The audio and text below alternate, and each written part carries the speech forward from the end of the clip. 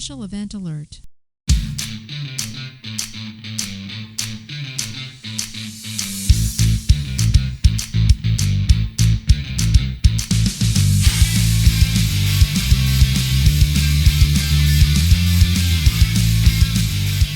Well, sir, we are on our way to the bingo parlor at the YMCA, and one thing led to another, and which is excuse number 176 for being late for changeover. Your weekly space news and variety show. I'm your host, Marty Smith, and I'm joined by Mr. History, Eric Perrott. Marty, it makes me wonder what happens at the bingo parlor, brother. Oh. We're here to bring you the latest headlines and updates pertinent to all Guardians and to the other lower branches as well. So take your seats, get informed, and have a laugh as we present Late for Changeover. Nice. Oh, Listen to the audience. They love it. Eric, I'm a little disappointed in you. Oh. What was that movie line from?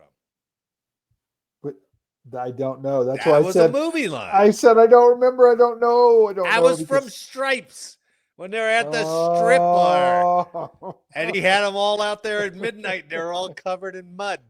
I remember now. It's like, we're going to the bingo parlor, and well, one thing led to another. It's a good thing you explained it then, because I'm sure a number of people would not have remembered either.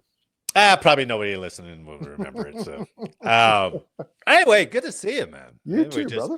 Started where the hell another did Jake week. say? Was he going up to Oregon this week? Yep. I think he said I probably just yes. blew his OPSEC by announcing his vacation plans.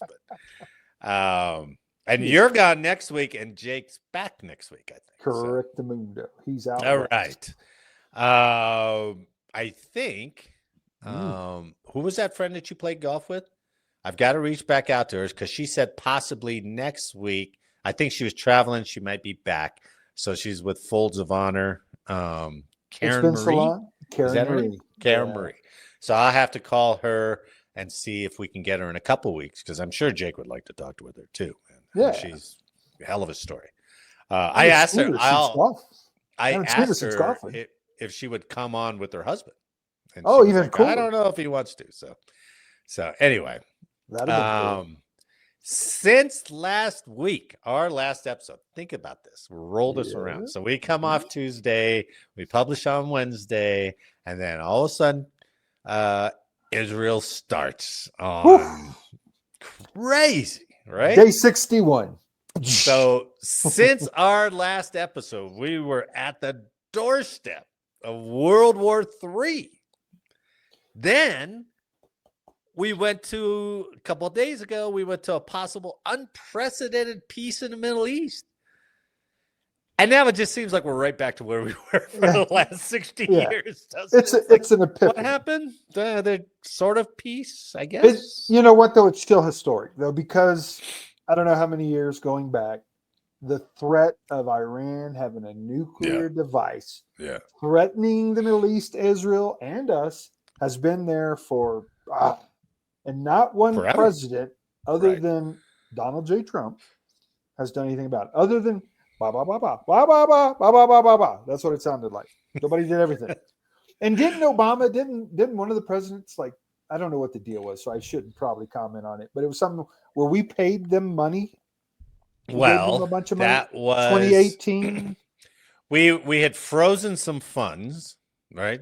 And I think Obama was going to release them. And Donald, I think Trump was like, no, we're not going to give that money away. But then I think, and you're right, I might screw this up. But then I think Biden did release those funds when he got in. Yeah, it was almost like we encouraged you to enrich your program as long as you don't throw it at us. I heard an analysis on it where like Obama and Biden's tack were kind of, well, let's appease them and maybe they'll want to join the world community and they'll say, hey, we're not the great Satan after all. Look, we've given you your money back and all that stuff. And then I heard another analysis was like, that thought doesn't work in that part of the world. Only strength works in that part of the world.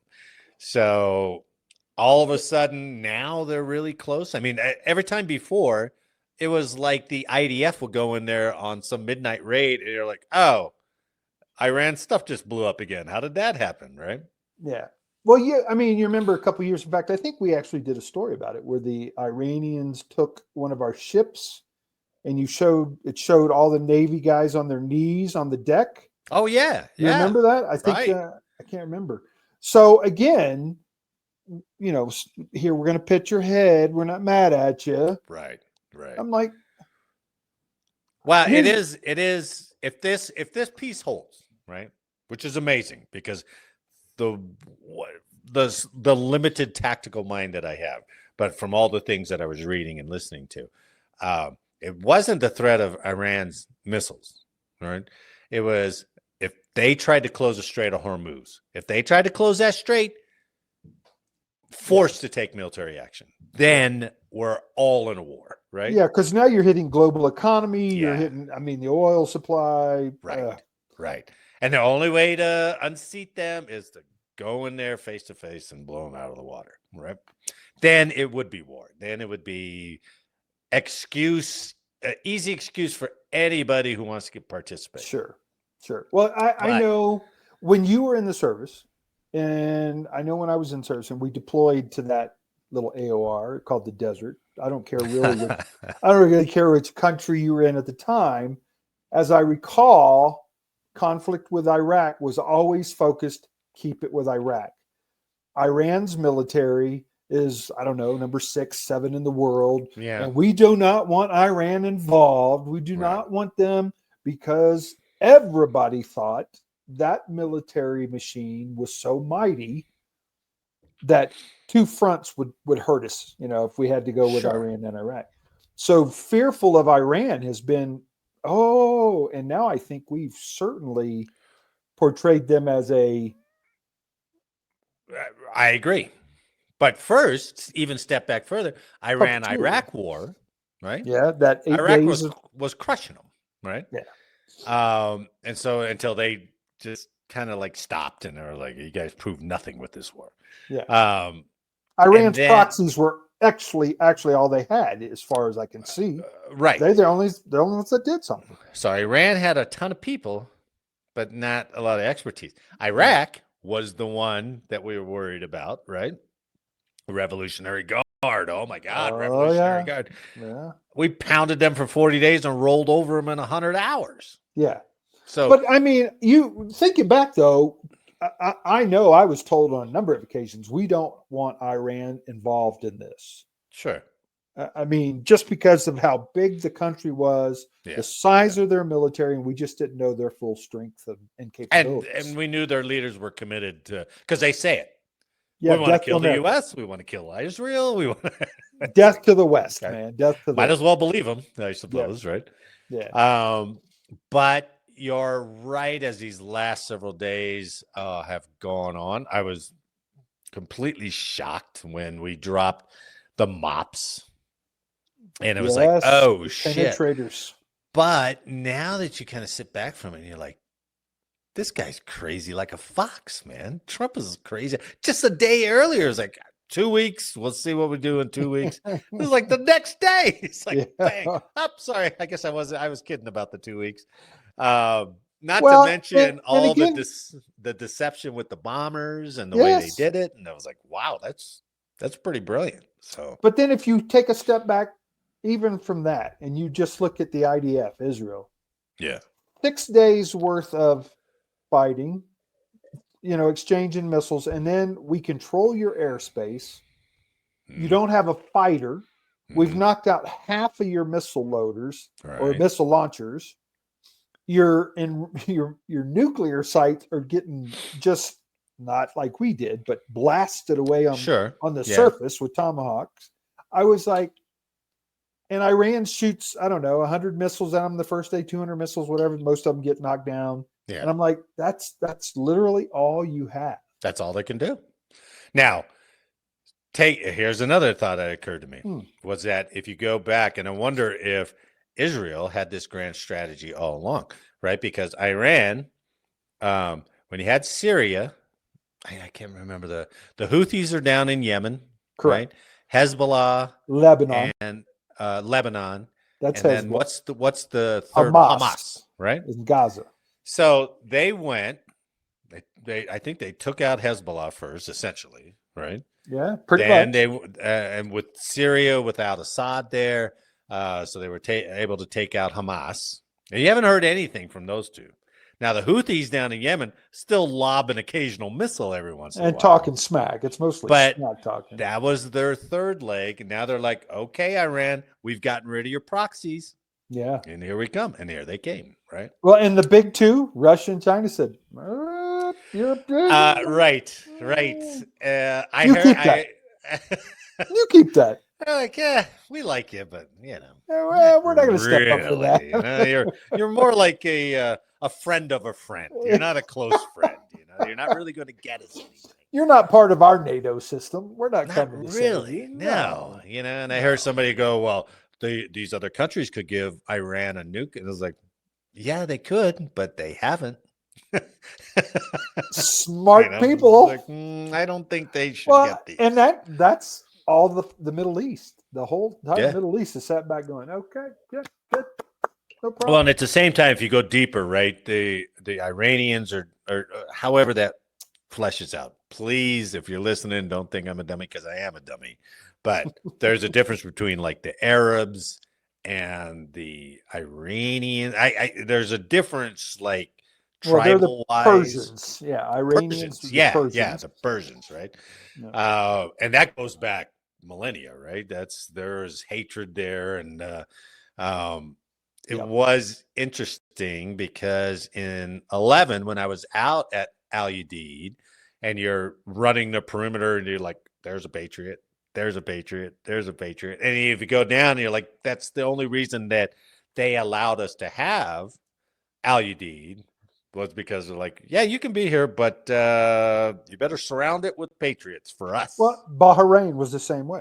Oh, yeah, sure. It's all the deals, right? Yeah. And who did they fear? They feared Iraq and Iran, I think, right? Or maybe just Iran. I'm not sure. Yeah. But early on, it was Iraq because they didn't know what Hussein was going to do. No, agreed. And that was always our target. I'm just saying, right. On the skirting edge, they said, we want to keep this focused on Iraq. We don't want Iran to step into this thing for any particular reason. So make sure you don't go in their airspace. Don't make sure you don't hit their perimeter. Blah blah blah. So, what is that a face-saving move, or they're like, "Oh, we're gonna lob these dozen missiles over at Al Udeid"? Tell you about it because that's how many mops you dropped on us. It's like, okay, good. We're done now. It's like, what? We bloodied your nose. Look at that. It's so bizarre, right? It's so bizarre. But as we progress through this show, and when we talk later about the Battle of Okinawa, there were some choices made in that battle just for honor reasons alone that were pretty devastating, right? So. Anyway, well, let's go. That's the extent, everyone. That's the extent of what we know. That's how much we know. Opining. So we thought maybe we'd go into a little bit more of the equipment. So remember Afghanistan, right? And we talked the big munition Afghanistan was the Moab. The Moab, right? Yeah. But now we got a new player on the block. So this is from militarytimes.com. And here they're talking about, here are the bunker buster bombs used on Iran's Fordo nuclear facility. Now, this was written a few days ago, so I don't know. I think they dropped the same on the other two nuclear facilities. I think they did. But this article just talks about the Fordo. 3 of them got the bunker busters. Right. The others got the. But this one is particularly interesting at the end because I'm going to quiz you a little bit. We'll see. All right. In inserting itself into Israel's war against Iran, the U.S. unleashed its massive bunker buster bombs on Iran's Fordo fuel enrichment plant. Those bombs were widely seen as the best chance of damaging or destroying Fordo, built deep into a mountain and untouched during Israel's week-long offensive. The GBU-57 Alpha/Bravo Massive Ordnance Penetrator Bomb, or MOP. I never even heard of it until, 5 days ago. I knew what the 57 was, the GBU 57, because they always talked about the technical name. You never heard that MOP acronym until they started. Really? I knew it as a knew about either 57. one of them. Okay. It's the roughly 30,000-pound precision guided bomb is designed to attack deeply buried and hardened bunkers and tunnels. Do you know how big the Moab was? Compared to that one? Have no idea. 18,000. Oh, it's nothing. It's half. It's believed to be able to penetrate about 200 feet or 61 meters below the surface before exploding, and the bombs can be dropped one after another, effectively drilling deeper and deeper with each successive blast. The bomb carries a conventional warhead. So let's take a look at it. So that's the picture of the MOP. All right, that's a B2. That thing is big. It's not the greatest scale picture. They have one where a guy stands by it. The guy's, It literally looks like it's about the full length of the cargo bay in the B2. Yeah, right. So that's what the MOP looks like. I actually have a short video I cut up where a guy explains it. Very cool. Yeah. Oh, here it is. Okay. Let me get the sound. All right. Here we go. The MOP is the largest bunker buster bomb in the US arsenal. It's designed to penetrate hardened targets and plow through almost 200 feet of rock before detonating. Due to the MOP's weight, they can only be carried by the biggest bombers, such as B-2s. One bomb is unlikely to burrow deep enough to hit Iran's nuclear facilities by itself. The metal is going to melt at some point, and so it does have limitations in terms of how far it can penetrate, and that's why you may have to follow it up with multiple instances. You drive a wedge in, it expands, and then you continue to drive it in the second time, and each time it's more effective. In a sense, you're trying to create an earthquake. You're trying to crack the mountain and to channel that seismic energy down to make whatever is under there, whatever facility is under there, shake around a lot. The MOP is equipped with advanced guidance systems, including GPS, to allow for accurate targeting. It is also fitted with a delayed fuse, which allows the bomb to explode after it has penetrated its target. You're going to wait until it gets down in there before it blows up, because you want to maximize the energy. Every foot counts in order to get it deeper to burrow down and to have the effect. Pokes its head through the roof, looks around. I'm here. Blows up. Man, oh man. That thing is so wild. Yeah, so that's amazing. 30,000 pounds. And they say the B2 can carry 40,000 pounds. Wow. However, I read in one article that they said they have put two of those things on, which is 60,000 pounds, and B2 did just fine. I'm curious. It said it can penetrate rock. I wonder if cement. What? Oh, yeah, good point. What would slow it down? What material would slow it down? Because it's not powered. It's a guided bomb, so it's not. It's just falling at gravity. But it doesn't have a drill. Pounds fall. Yeah. Drill. Yeah. Right. But it's 30,000 pounds at terminal velocity. Yeah. You're right. I'm not going to stick my glove out there and catch one. I've seen. Well, I'll read this part in a second. So, Fordo, what they attacked. How tough a target is Fordo? Fordo is Iran's second nuclear enrichment facility after Natanz, its main facility, which already has been targeted by Israeli airstrikes. Excuse me. Fordo is smaller than Natanz and is built into the side of a mountain near the city of Qom, Qom, about 60 miles southwest of Tehran. In addition to being an estimated 80 meters, 260 feet under rock and soil, the site is reportedly protected by Iranian and Russian surface-to-air missile systems. Yeah, they did a lot good. So you got that picture, side of a mountain, right? SAMs all around. Air defense. What movie? Now, I saw a guy do a meme of Luke Skywalker hitting the Death Star target at the end of Star Wars 4. Right? Yeah. So it's like, okay, maybe. This is easy. If that doesn't remind you of don't guess yet, but if that doesn't remind you of a current movie, let me add this next story. All right. This next story is from sandbox.us. Now, it doesn't have to do with the nuclear strikes, but it does have to do with the Israeli strikes. So, Israel wipes out Iranian F-14 Tomcats on the airstrip. F-14s, right? Israel released footage of the first F-14 Tomcats lost in combat since the 1980s, and tragically, they weren't even airborne at the time. According to a statement from the Israeli Air Force, 2 F-14 Tomcats were destroyed at an airport in Iran's capital city of Tehran, likely the Mehrabad airport. The Israeli Air Force claims these fighters were operational and were staged to intercept Israeli aircraft. Oops.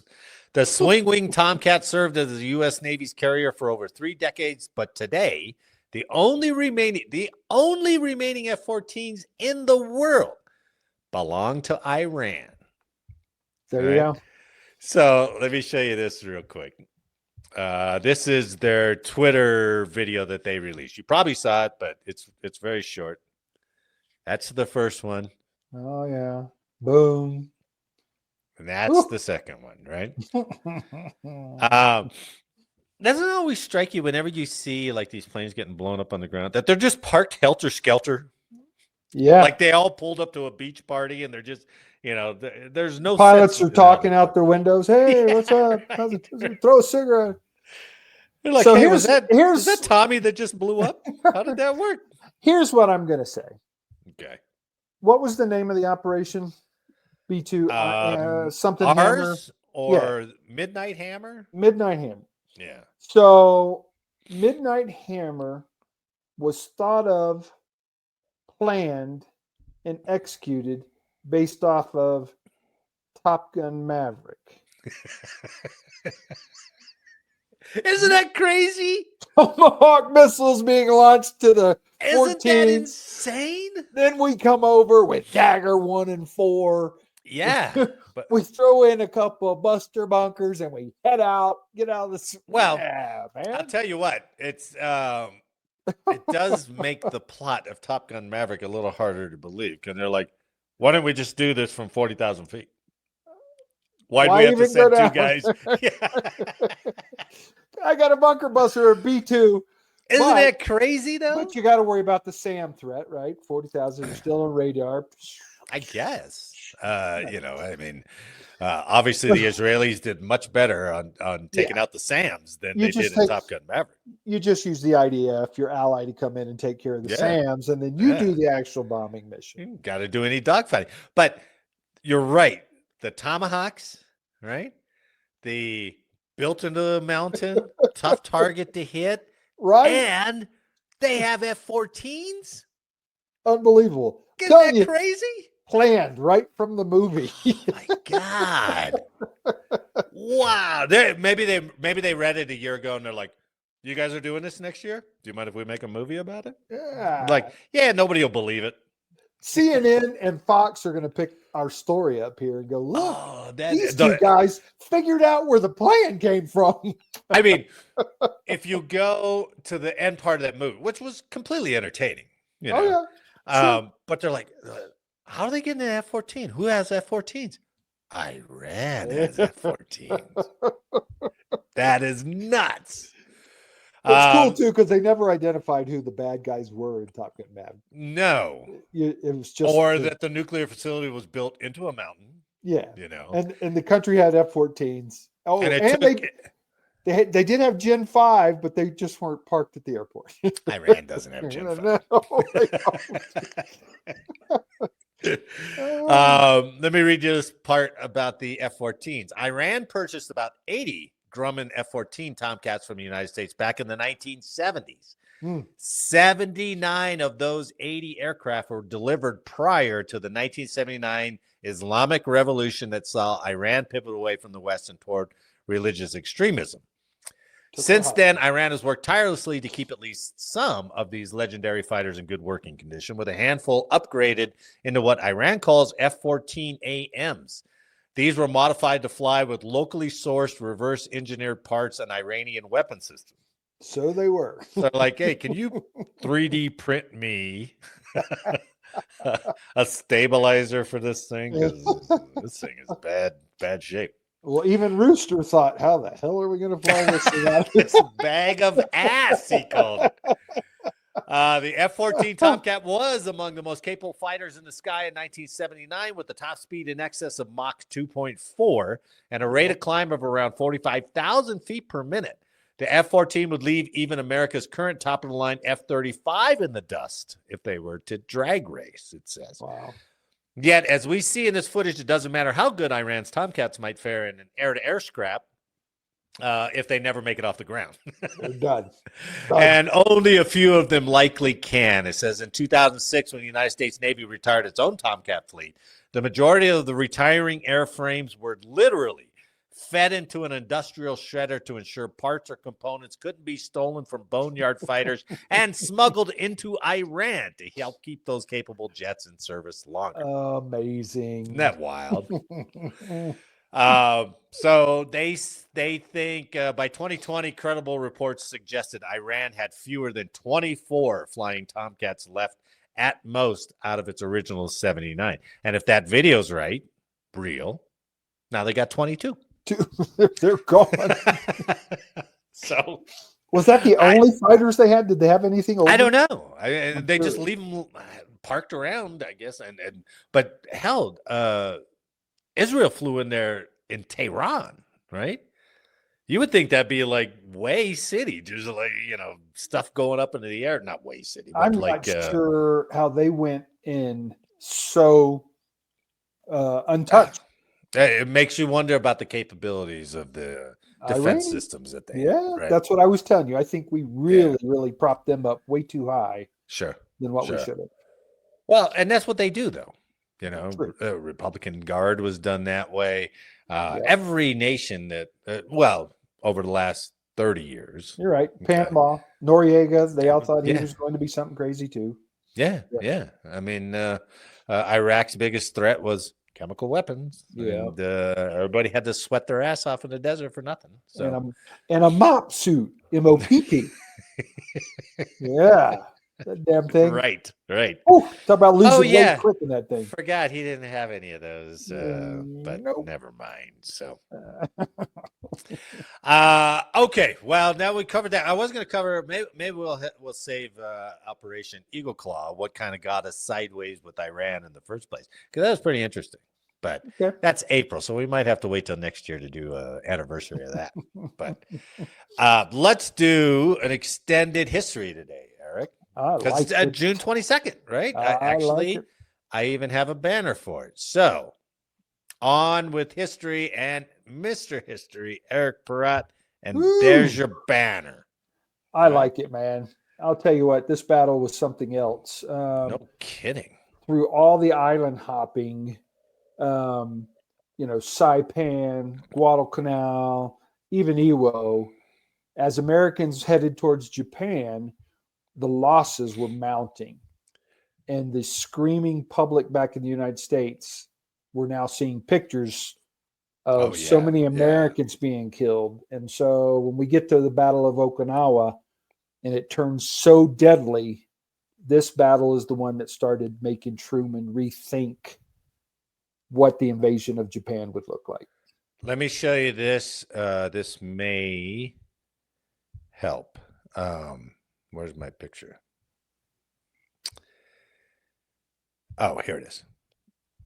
All right. So when I never saw this version of it. So it doesn't have that much detail, but when they talk about island hopping, that's it, man. That's how we were climbing the ladder north up towards Japan. So Okinawa is right there in the middle. And this was right. I know you're going to get into it, but this was right after Iwo, right?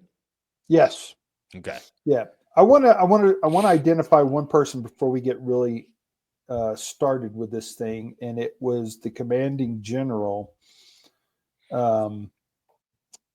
who commanded the Japanese on Okinawa. It was Lieutenant General Mitsuru Uchimama. Uchimama. I'm gonna spell it, so I know I'm not pronouncing that right. Uchimama. USHIJIMA. Yeah, that's a tough one. So he's been around forever. He's been in a number of battles. He was smart. Clever. Seasoned commander. Yeah. He also commanded an unknown number of conscripted civilians and That's unarmed weird. home guards. Yeah. They were known as the Baddie, Boeitai. So he had a large force equaling about 130,000 men. And they were freaking dedicated to the emperor, man. So huge. Well, sure. Yeah.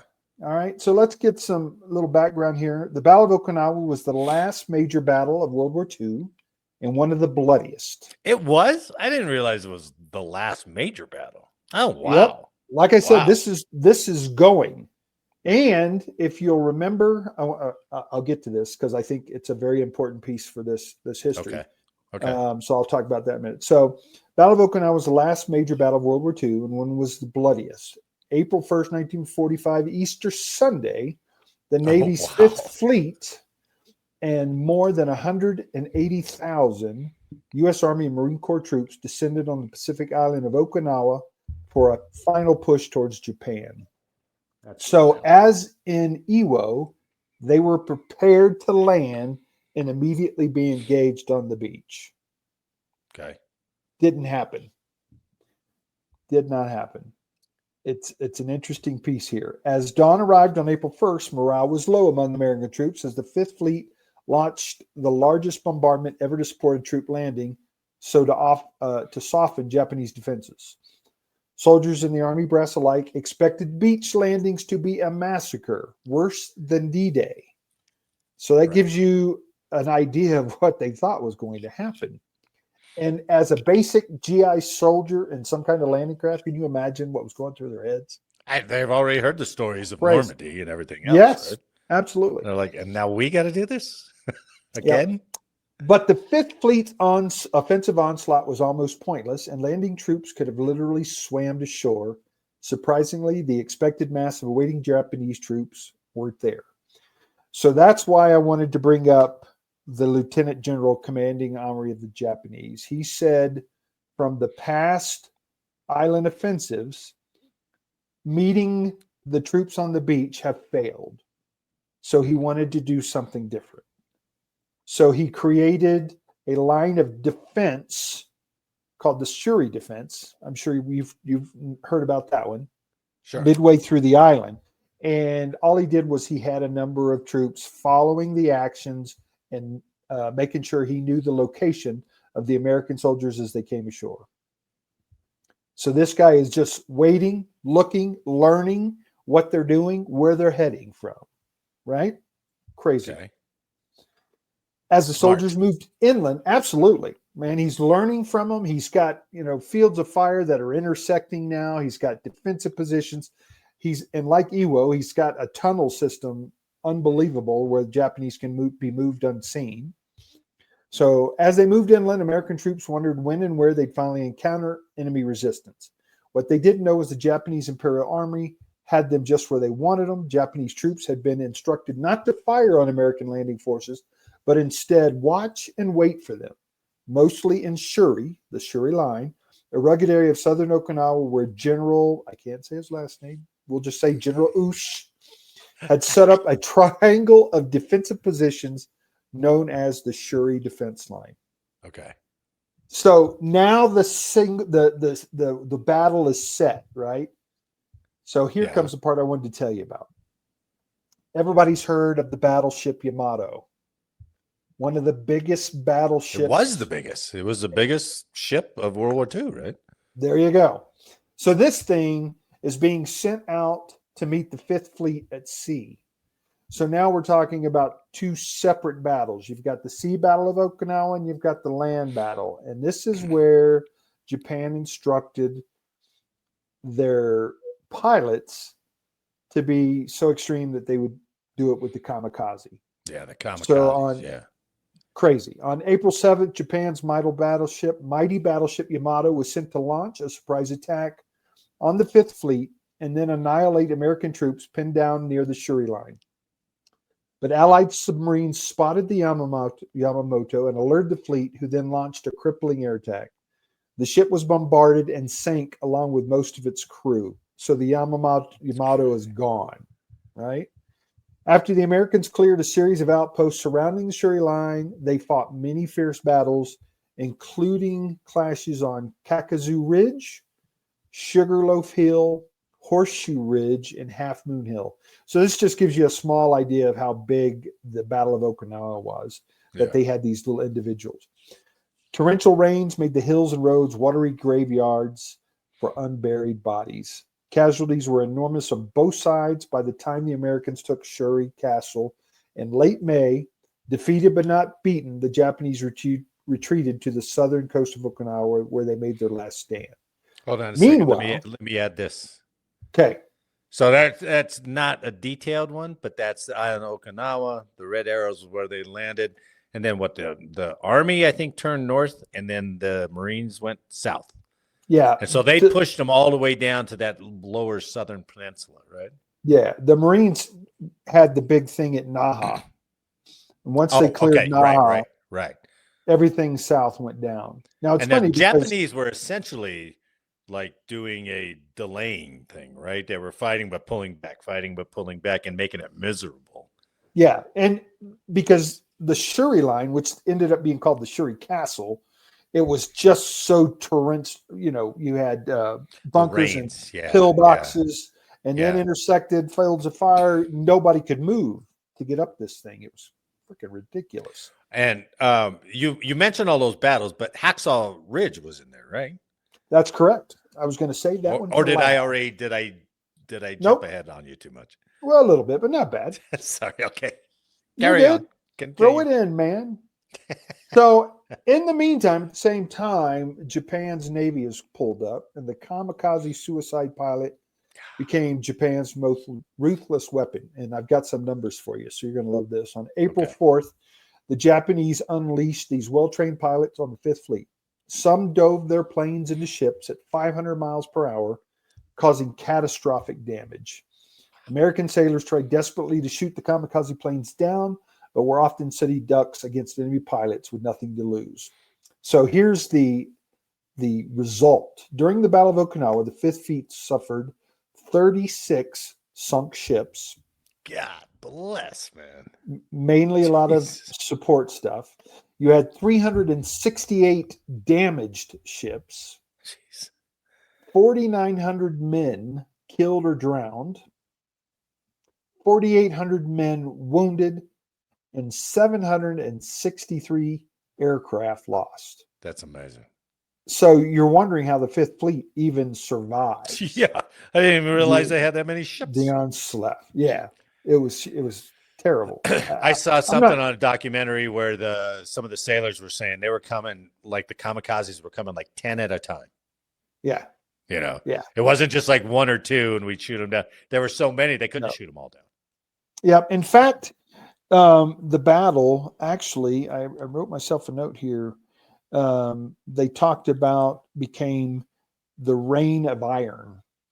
Oh, wow. Because there was so much metal flying from rounds, things blowing up. Yeah. Crazy. So once Shuri Ridge was hit and taken, the battle was on its way over. But I wanted to talk about Hacksaw Ridge specifically. You mentioned it. Very well known for Desmond Doss. Yeah. Let's talk about old Desmond for a little bit. Medal of Honor winner. Medal of Honor winner. Yeah. So Desmond Doss, credited with saving 75 soldiers during one of the bloodiest battles, Okinawa, and he did it without ever carrying a weapon. The Battle of Hacksaw Ridge on the island of Okinawa was a close combat fight with heavy weaponry. Thousands of American and Japanese soldiers were killed, and the fact that Doss survived the battle and saved so many lives has confounded and awed those who know his story. Now he's the subject of you remember the Mel Gibson film, of course. They talked about that briefly. Yeah. But I wanted to give you the quote. The fact that Doss survived the incident, and this was quote unquote from his Captain Grover, because he saved Grover's life as well. He believed Desmond had the hand of God on his shoulder to help him do what he did. It was the only way he would have survived this battle. Had to be. Yeah. Absolutely. So a quiet, skinny kid from Lynchburg, Virginia, Doss was a 7-day Adventist who wouldn't touch a weapon or work on the Sabbath. He enlisted in the Army as a combat medic because he believed in the cause, but had vowed not to kill. The Army wanted nothing to do with him.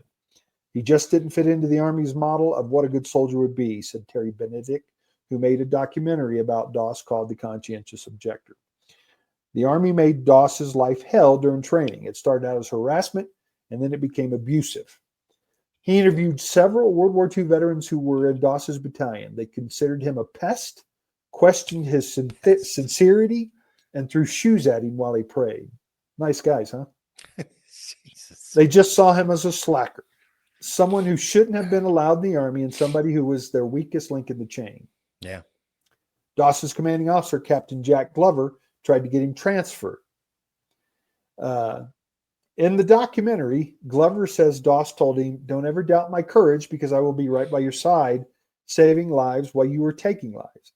Glover's response, and you'll love this, quote, "You're not going to be by my damn side if you don't have a gun," quote. Yeah. But hard as they tried, the Army couldn't force Doss to use a weapon. In 1940, a law allowed conscious objectors to serve the war effort in non-combatant positions. So Doss went on as his company. God, they had to pass a law for that? Well, it was already Jeez. there. I think they just had to dig down and find it. Maybe they just had to enforce it because the Yeah. Army wasn't respecting it, right? Yeah, 1940. Yeah. So as a non-combatant position, so Doss went with his company as a medic to the Pacific Theater, and at Okinawa in the spring of 1945, Doss's company faced a grueling task. They climbed a steep, jagged cliff, sometimes called Hacksaw Ridge, to a plateau where thousands of heavily armed Japanese soldiers were waiting for him. The terrain was treacherous. It was full of caves and holes, and the Japanese were dug in underground. Let's see. Under a barrage of gunfire and explosions, Doss crawled around on the ground from wounded soldier to wounded soldier.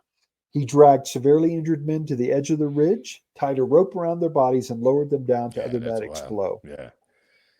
Unbelievable. That almost seems so made up in the movie. You know, Yep. I mean, it's just like, some script writer came up with this, but it's like, nope, that's what he did. That's amazing. I want to quote this guy, and then we'll let it move on. But veteran Carl Bentley, who was also at Hacksaw Ridge, says in the documentary, "It's as if God had his hand on Doss's shoulder. It's the only explanation I can give." Doss saved 75 men, Wow. including his captain, Jack Glover, over a 12-hour period. The same soldiers who had shamed him now praised him. He was one of the bravest persons alive, Glover says in the documentary. And then to have him end up saving my life was the irony of the whole thing. Yeah, right. Trump awarded Doss the Medal of Honor in 1945. He died in Alabama in 2006. Who did you say awarded him you said Trump. Did I say Trump? Definitely not Trump. I'm sorry. Truman, yeah. President Harry Truman awarded him. So, I mean, the things that occurred on Okinawa were just amazing. The fact that they had you didn't mention how many civilians died too. Well, I have one other thing I'd like to give you. Okay. I've got 39 facts, and I'll go through them quick about the Battle of Okinawa. 39? Yeah, pretty quick. Battle of Okinawa lasted 82 days, making it one of the longest battles in the Pacific Theater. Number two, over 180,000 American troops participated in the battle, showcasing the immense scale of the conflict. Japanese forces defending Okinawa numbered around 130,000, including both soldiers and conscripted civilians. The battle resulted in approximately 12,000 American deaths. Wow. Japanese casualties were staggering, with estimates ranging from 77,000 to 110,000 soldiers killed. Yeah, that's crazy. The battle begins on April 1st with a massive amphibious assault by the American forces known as Operation Iceberg. The initial landings were relatively unopposed, but Japanese forces had strategically withdrawn to fortified positions inland. One of the most significant battles within the Battle of Okinawa was the fight for Shuri Castle, a key Japanese defensive stronghold. The Japanese employed kamikaze tactics extensively, with over 1,500 suicide missions targeting Allied ships. 1,500. Yeah, that's everybody goes up and coming back. So, guess what weapons were mainly used to clear out Japanese bunkers and caves? Oh, a flamethrower. Yeah, I saw that. Yeah. Flamethrowers and grenades, and that was demonstrating the brutal nature of the combat, right? I want to know how they did the flamethrower tank. Did they just stick it up into the breach? Just like pulling the trigger? How did they do that? Because we've all seen that famous, the famous pictures of the tank spewing flame. It's like, oh my God. That's all napalm. It's all napalm, right? I guess. I don't know. I'm pretty sure it was. Jelly. Well, napalm's, I guess. I don't know. I think that's what was used. So an estimated 100,000 Okinawan civilians lost their lives during the battle, many of whom were caught in the crossfire. You're going to love this part. Civilians were often forced to commit suicide by Japanese soldiers who spread propaganda that American would torture and kill them. Because they were evacuating cities as the Americans were advancing, and they were getting caught. Yeah, and that's why what they say. I've heard up to a third of the population of Okinawa died during that battle. 100,000. I don't know if it's a third or a fourth, but I saw third. a number that was 140,000, something like that. Crazy. The Battle of Okinawa also saw the use of various technological and tactical innovations. The use of radar technology by American forces helped detect incoming kamikaze attacks. The introduction of the LVT, landing vehicle tracked, allowed for more amphibious assaults on the island's rugged terrain. The battle marked one of the first uses of napalm by American forces, which employed to clear out fortified Japanese positions. That's brutal, just burning people. Jellied gasoline. Yeah. The use of artillery and naval bombardments by American forces played a crucial role in softening Japanese. So the aftermath and legacy. The capture of Okinawa provided the Allies with a strategic base for launching potential invasions of mainland Japan. The high casualty rates and fierce resistance encountered during the battle influenced the decision to use atomic bombs at Hiroshima and Nagasaki. The battle demonstrated the determination Japanese forces to defend their homeland at all costs, foreshadowing the potential challenges of invading Japan. Let's see. Here's some others. So Desmond Doss wins the Medal of Honor. The story of Sugarloaf Hill battle, where American forces face intense Japanese resistance, exemplifies the courage and determination of soldiers both sides. So if you'll recall, like in Guadalcanal, when the Shuri Castle was falling, this general, started implementing frickin' saber charges, sword charges. What do they call that? Katana sword charges. Yeah. Full scale, just, wave after wave of troops trying to take us out. The efforts of American and Japanese medics to treat wounded soldiers and civilians amidst the chaos highlighted the importance of humanitarian efforts in wartime.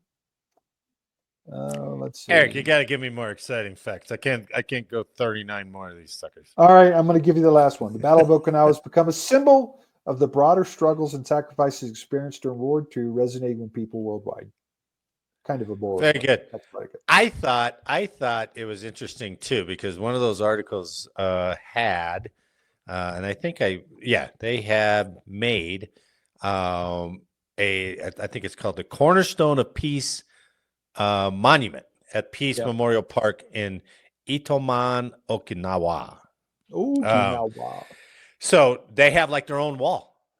And That's it's pretty amazing. and I there were many pictures. I couldn't find a really good picture. That was the best one.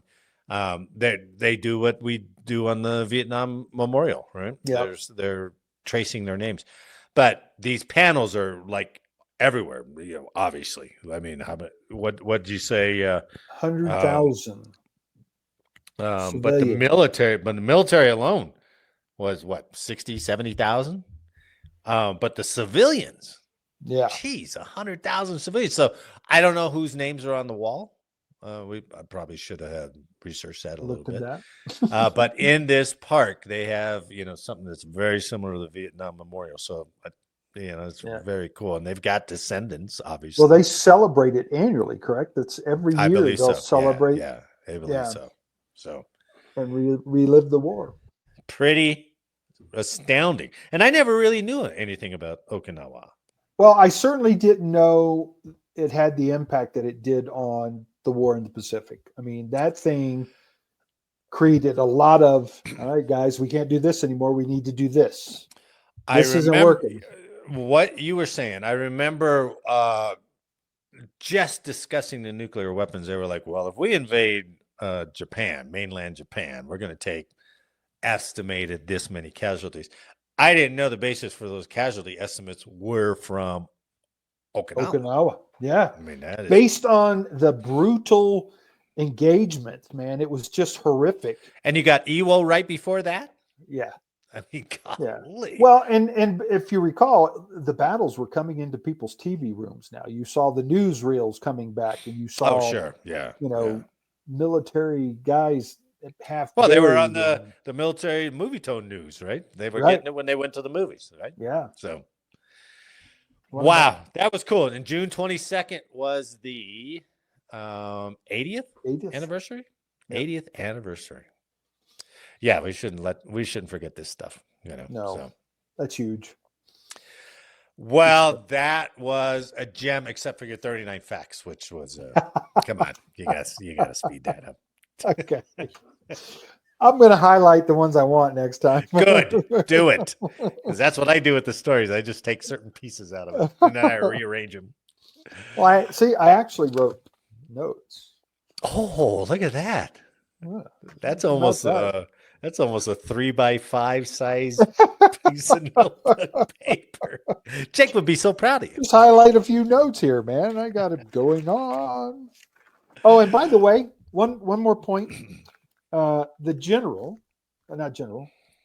lieutenant general that commanded the Japanese killed himself, ritual suicide on 22 June. I heard that too. All right. Yeah. I saw that in one of the documentaries too. Yeah. There's so much. I mean, that battle was 82 days? 82 days. My God. Yeah. And there's so much in there, Yep. It's the tactics and everything else and the weather and the waning motivation by the Americans and Hacksaw Ridge, Shuri Castle. The acts of bravery were freaking a common thread. the Yamato, the kamikazes. Yes. Oh my God, amazing. Yeah. That was great. That was a good rundown. I liked it, Bob.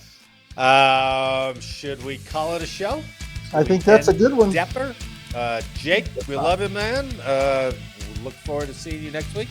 Yes, Eric, sir. you have a good week next week. I'm jumping way too far ahead. On behalf of Eric and I'd like to thank you for listening today. Please like, share, subscribe, and let us know how we did in the comments. And make sure next week that you are not late for changeover. Eric, it's good to see you. Jake, we miss you. Thanks for the week, and all those listening and watching. Thanks for watching and listening, and we'll see you next week. See you guys.